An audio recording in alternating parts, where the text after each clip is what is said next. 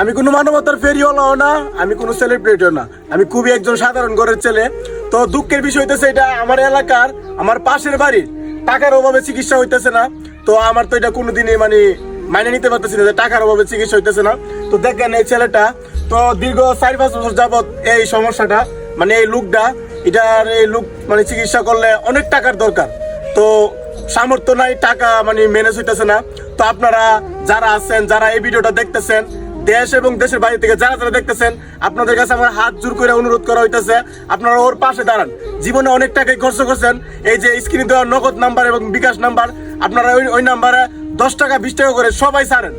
আপনারা যদি একটু হেল্প করেন ওর চিকিৎসাটা হইব, একটা ভালো কাজ।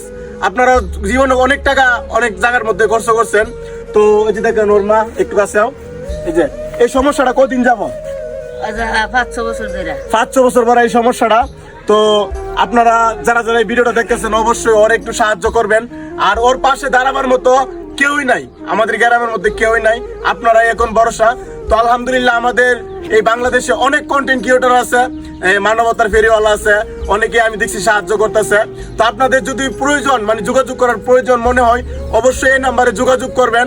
আপনারা সবাই ওর একটু হেল্প করেন, ওর এই লোকটা সারাবার মতো একটু হেল্প করেন ভাই, সবাই একটু হেল্প করেন। সবাই বলেন সবাই একটু হেল্প করেন।